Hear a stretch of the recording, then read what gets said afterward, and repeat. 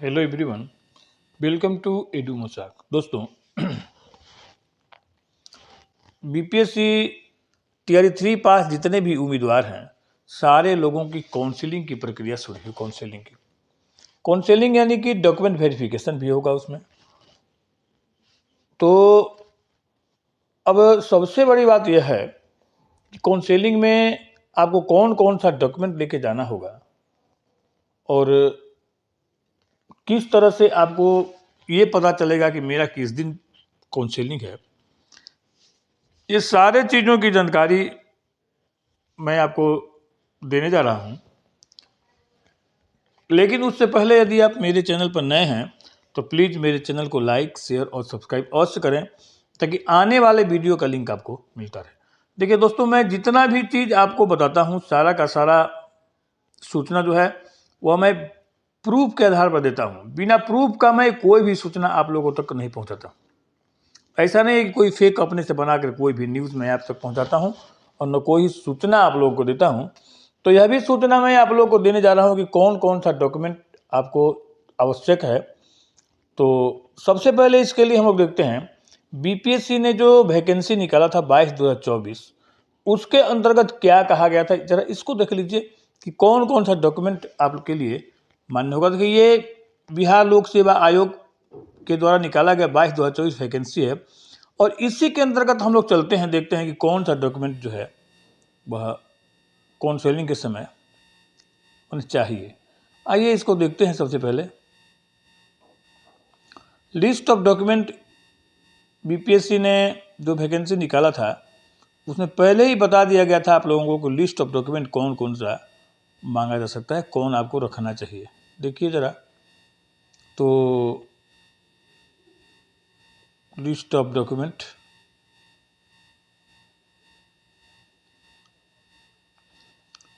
और थोड़ा सा नीचे चलते हैं हम लोग तो पहुंचते हैं हम लोग आरक्षण। उसके बाद देखिए यहाँ से शुरू होता है लिस्ट ऑफ डॉक्यूमेंट। आयोग द्वारा किसी भी समय मांगे जाने पर अभ्यर्थी को सक्षम प्राधिकार द्वारा निर्गत निम्नलिखित प्रमाण पत्रों की मूल प्रतियां सत्यापन हेतु प्रस्तुत करना अनिवार्य होगा। सबसे पहला, मैट्रिक का प्रमाण पत्र और अंक पत्र। यह जन्म तिथि के साक्ष्य के लिए मैट्रिक का प्रमाण पत्र मैंने ओरिजिनल सर्टिफिकेट या अंक पत्र, दोनों में से कोई आपको दिखाना होगा। इन दोनों ही रखिएगा। मैट्रिक का ये ओरिजिनल सर्टिफिकेट यानी कि जो प्रमाण पत्र मिलता है और प्लस अंक पत्र, पहला ये होगा। ये जन्म तिथि के आपके साक्ष्य के लिए कि जन्म तिथि आपका क्या है। विज्ञापन के अनुरूप शैक्षणिक प्रशैक्षणिक योग्यता एवं शिक्षक पात्रता दक्षता परीक्षा उत्तीर्ण के अनुरूप सक्षम प्राधिकार के द्वारा निर्गत प्रमाण। अब देखिएगा, विज्ञापन के अनुरूप यदि आप 1 to 5 के लिए होंगे तो आपको सीटेट 1 to 5 वाला या और आपको डीएलएड का सर्टिफिकेट या बिहार टेट 1 to 5 का। अगर आप 6 to 8 के लिए होंगे तो सीटेट, बीएड, बिहार टेट और ये क्या कहते हैं डीएलएड, ये प्रमाण पत्र। अगर आप 9 to 10 के लिए होंगे तो बीएड और प्लस जो आपकी योग्यता होगी आईए, बीए, इस सबका, आईएससी, बीएससी, सबका मूल प्रमाण पत्र भी और अंक पत्र भी आपको रखना होगा। तो मैंने जिस योग्यता के जिस मैंने कैटेगरी में आप फॉर्म फिलअप किए होंगे 1 to 5 में, 6 to 8 में, 9 to 10 में और 11 to 12 में, तो उस कैटेगरी के हिसाब से आपको अपना प्रमाण पत्र और मूल प्रमाण पत्र और अंक पत्र आपको प्रस्तुत करना पड़ेगा। देखिए नीचे में भी वही है, ये प्रमाण पत्र देना होगा। विज्ञापन के अनुरूप शैक्षणिक प्रशैक्षणिक योग्यता एवं शिक्षक पात्रता दक्षता परीक्षा उत्तीर्णता के अनुरूप सक्षम प्राधिकार के द्वारा निर्गत अंक पत्र, पहले मूल प्रमाण पत्र उसके बाद अंक पत्र, ये दोनों आपको देना पड़ेगा।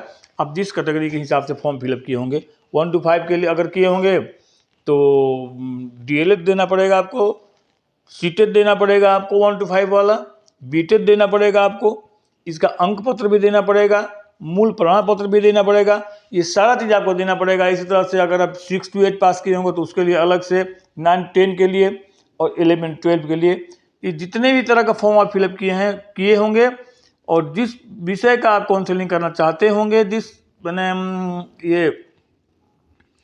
जिस कैटेगरी में 1 to 5 6 to 8 9 to 11 12 में, उसके हिसाब से अपना प्रमाण पत्र का मूल प्रति भी और अंक पत्र भी दोनों आपको लेके जाना पड़ेगा। देख, इसको नोट करते जाइएगा आप, क्योंकि ये आपके लिए बहुत ही इंपॉर्टेंट होने वाला है। और एक भी प्रमाण पत्र छूट जाएगा तो काउंसलिंग उस दिन आपका नहीं होगा। इसके बाद आते हैं चौथे नंबर पर, यदि आप पिछड़ा वर्ग या अत्यंत पिछड़ा वर्ग के अंतर्गत आते हों तो क्रीमी लेयर रहित प्रमाण पत्र आपको देना होगा। तो महिला उम्मीदवार के लिए, लेकिन जो महिलाएं हैं, जिनके शादीशुदा महिलाएं हैं, उनके लिए अपने पिता के नाम एवं पता से निर्गत क्रीमी लेयर प्रमाण पत्र देना पड़ेगा। पति के नाम से नहीं, पिता के नाम से निर्गत दावा, अगर आप दावा करते हैं इस चीज़ का, आप महिला हैं और अगर आप पिछड़ा वर्ग के हैं, अत्यंत पिछड़ा वर्ग के हैं, क्रीमी लेयर का दावा करते हैं रहित का, तो आपको अपने पिता के नाम से निर्गत प्रमाण पत्र देना पड़ेगा, पति के नाम से नहीं, ध्यान से रखिएगा। और अगर आप पिछड़ा वर्ग, अत्यंत पिछड़ा वर्ग के उम्मीदवार के लिए क्रीमी लेयर रहित घोषणा पत्र विगत 1 वर्ष से पूर्व का क्रीमी लेयर रहित प्रमाण पत्र होना चाहिए। 1 वर्ष से पूर्व का, पहले का। अब ये नहीं कि 2 साल पहले का दीजिएगा, 1 साल पहले का।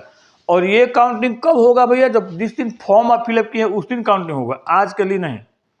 अगर दावा करते हैं तो आपको 1 साल पहले का ये घोषणा पत्र आपको देना पड़ेगा।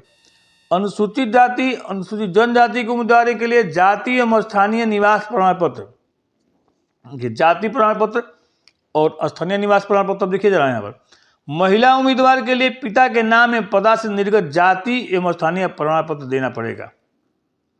अगर महिला उम्मीदवार SC ST का दावा करती हैं तो उनको अपने पिता के नाम से निर्गत जाति और स्थानीय प्रमाण पत्र देना पड़ेगा, पति के नाम से निर्गत नहीं। ये सब चीज नोट करते जाइएगा और इसी तरह से अपना प्रमाण पत्र बना करके लेके आइएगा। आर्थिक रूप से कमजोर वर्ग का दावा करने वाले आवेदक बिहार सरकार के अधिसूचना संख्या 2622 दिनांक 26/2/2019 के आलोक में विहित प्रपत्र में सक्षम प्राधिकार द्वारा निर्गत तत्संबंधी प्रमाण पत्र देंगे। अगर आप EWS का दावा करते हैं तो आपको EWS का प्रमाण पत्र ही बना के देना पड़ेगा, जो कि बिहार अधिसूचना संख्या 2622 दिनांक 26/2/2019 के तहत बनाना पड़ेगा। दिव्यांगता से संबंधित विहित प्रपत्र के सक्षम प्राधिकार द्वारा निर्गत वैध प्रमाण दावा करने के संबंध में कहाँ से भाई? बिहार किसी भी सरकारी चिकित्सा महाविद्यालय में, अस्पताल में निर्गत अथवा परामर्शदात्री संपुष्ट दिव्यांगता प्रमाण पत्र मान्य होगा। अन्यथा दिव्यांगता प्रमाण पत्र सिविल सर्जन CMO द्वारा निर्गत समर्पित करने की स्थिति में उम्मीदवार औपबंधिक मानी जाएगी तथा चयन के पूर्व दिव्यांगता प्रमाण पत्र को सरकारी चिकित्सा महाविद्यालय एवं अस्पताल से संपुष्ट करना होगा। दिव्यांगता प्रमाण पत्र असंतुष्ट अथवा गलत कार्य पाए जाने पर उम्मीदवारी रद्द करते हुए आवश्यक कार्रवाई की जाएगी। बिहार राज्य किसी अगर आप दिव्यांग हैं तो आपको बिहार राज्य के किसी भी सरकारी चिकित्सा महाविद्यालय एवं अस्पताल से निर्गत प्रमाण पत्र देना होगा, ठीक है। या अगर अन्यथा अगर कि दिव्यांगता प्रमाण पत्र समर्पित करने की स्थिति में उम्मीदवार और अगर सिविल सर्जन या CMO से द्वारा निर्गत अगर दिव्यांगता प्रमाण पत्र है तो इस स्थिति में आपकी उम्मीदवारी जो है वो औपबंधिक मानी जाएगी तथा इसका जांच आपको सरकारी चिकित्सा महाविद्यालय एवं अस्पताल से करवाया जाएगा। अगर गलत पाया जाएगा तो आपकी उम्मीदवारी समाप्त कर दी जाएगी। 9 नंबर क्या है? सामान्य प्रशासन विभाग बिहार सरकार के पत्रांक 10,668 दिनांक इतना के अनुसार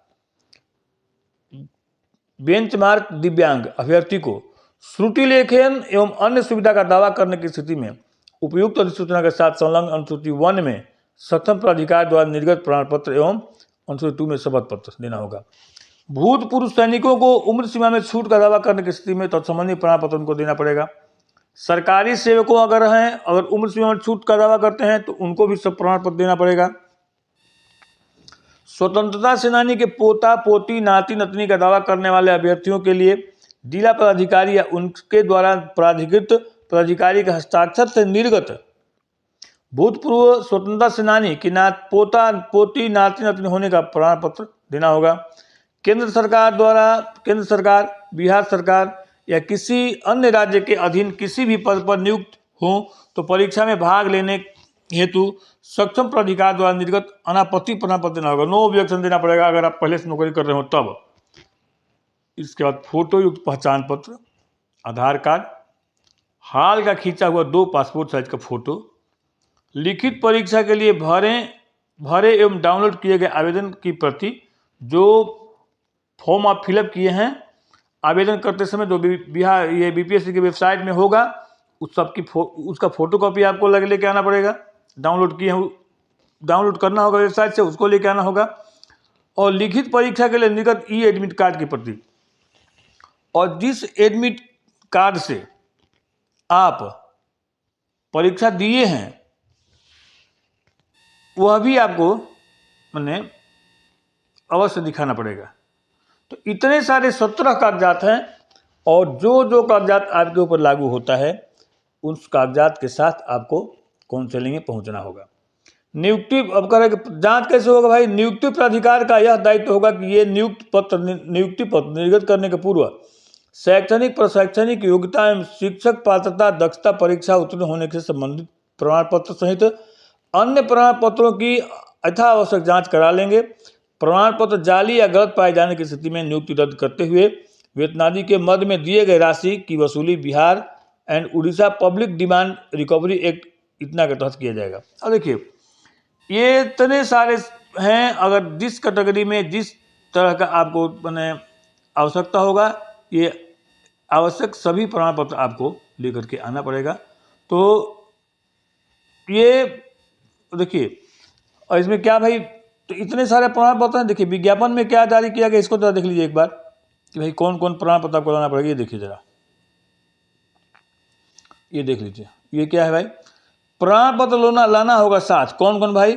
अभ्यर्थियों को परीक्षा के मूल प्रवेश पत्र की स्वअभिप्रमाणित छाया प्रति कॉपी, जो प्रवेश पत्र लेकर गए हैं उसका छाया प्रति लाना पड़ेगा। और जो फॉर्म फिलअप किए हैं उसमें बताया गया है कि जो फॉर्म फिलअप करके आप डाउनलोड करके रखे हैं उसको भी देना पड़ेगा। मूल आधार कार्ड और उसकी स्वअभिप्रमाणित छाया प्रति, ओरिजिनल आधार कार्ड लाना पड़ेगा, और उसको फोटो कॉपी करा के उसका स्वअभिप्रमाण भी करना पड़ेगा। उसके बाद करेंगे सभी शैक्षणिक और प्रशैक्षणिक प्रमाण पत्रों की मूल व आयोग के वेबसाइट पर अपलोड प्रमाण पत्रों की डाउनलोड प्रति साथ लाना होगा, जिसमें बीपीएससी का वाटरमार्क प्रदर्शित हो। देखिए जिस तरह का शैक्षणिक और प्रशैक्षणिक प्रमाण पत्र की मैंने आपको जिस कैटेगरी में जो शैक्षणिक और प्रशैक्षणिक प्रमाण पत्र चाहिए, उस सारे के सारे प्रमाण पत्रों का मूल मैंने ओरिजिनल लाना होगा। और उसके साथ साथ बीपीएससी के वेबसाइट से उसको जो आप अपलोड किए हैं उसको डाउनलोड करिएगा तो उसमें बीपीएससी का वाटर मार्क लगा रहेगा, वे सर्टिफिकेट भी साथ लेकर के आपको जाना पड़ेगा। और अगर आप हेड टीचर या हेडमास्टर के लिए फॉर्म फिलअप किए हैं तो आपको अनुभव प्रमाण पत्र, परीक्षा के समय दिया गया अनुभव प्रमाण पत्र लेकर जाना पड़ेगा। और परीक्षा के समय दिया गया पासपोर्ट आकार का 3 फोटो, जो परीक्षा के समय दिए हैं फोटो, उसमें 3 को फोटो चाहिए। आरक्षण का दावा का अगर आप आरक्षण का दावा करते हैं, यानी कि ये आप ओबीसी हैं, ईबीसी हैं, एससी हैं, एसटी हैं, ईडब्ल्यूएस हैं या बीसीएफ हैं, अगर किसी भी तरह का आप आरक्षण का दावा करते हैं तो आरक्षण का दावा करने संबंधी आपको मूल प्रमाण पत्र भी लेकर आना होगा। पैन कार्ड की स्वअभिप्रमाणित छाया प्रति साथ लाना अनिवार्य होगा, वो भी लाना पड़ेगा आपको।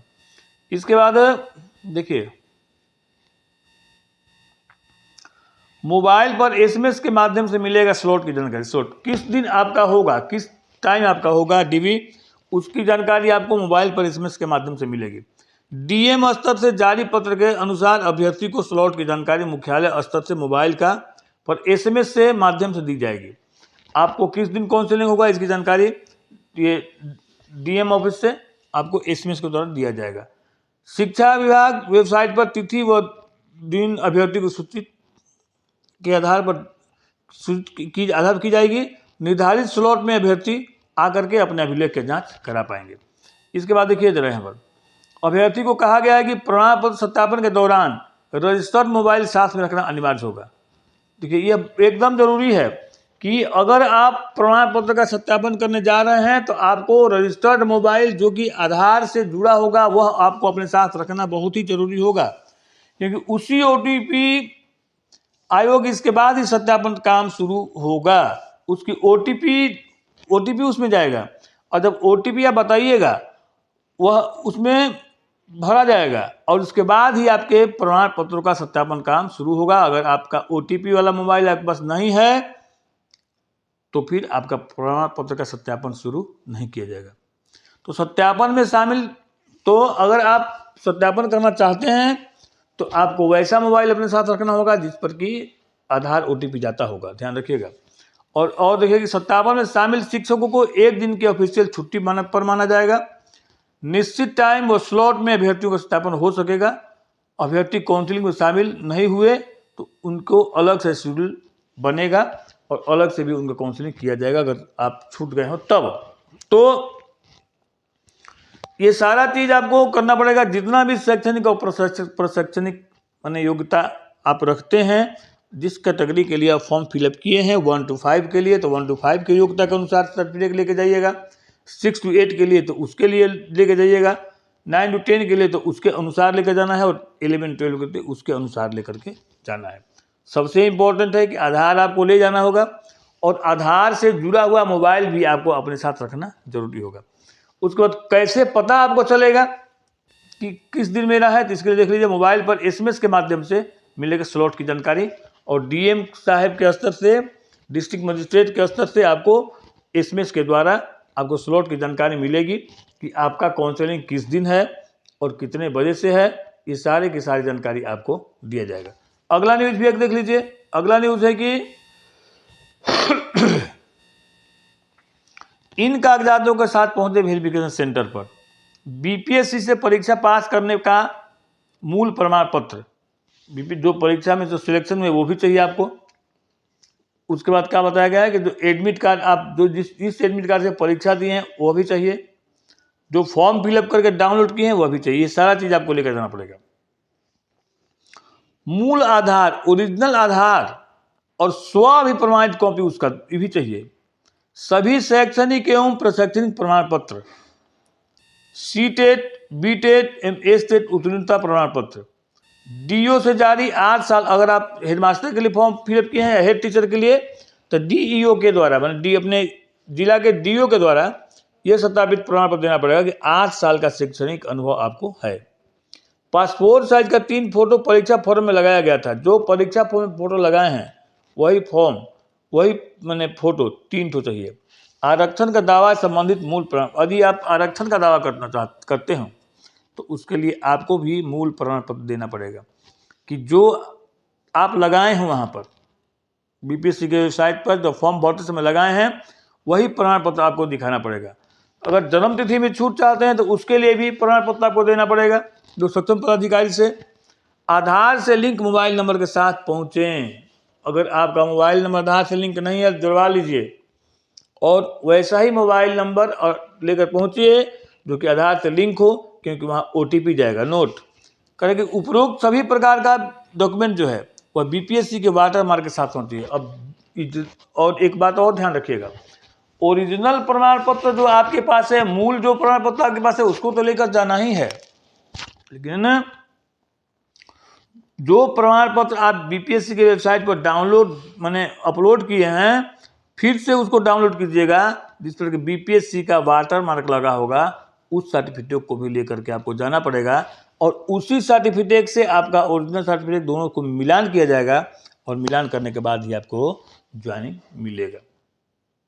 तो ये है डॉक्यूमेंट जो कि आपको बीपीएससी के जो वैकेंसी आया था उसी समय बता दिया गया था कि कौन कौन से डॉक्यूमेंट आपको चाहिए।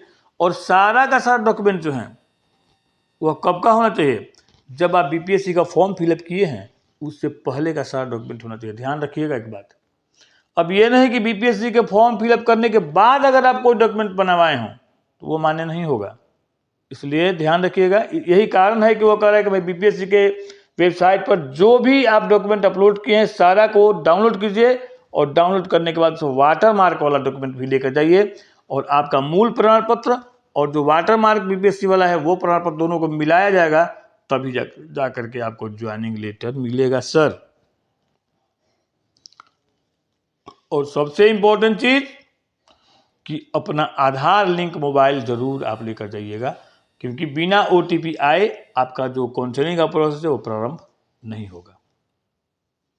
अगर यह जानकारी आपको अच्छा लगा हो तो मेरे इस वीडियो को लाइक, शेयर और सब्सक्राइब अवश्य करें और मेरे साथ वीडियो पर बने रहने के लिए धन्यवाद। आपका दिन शुभ हो।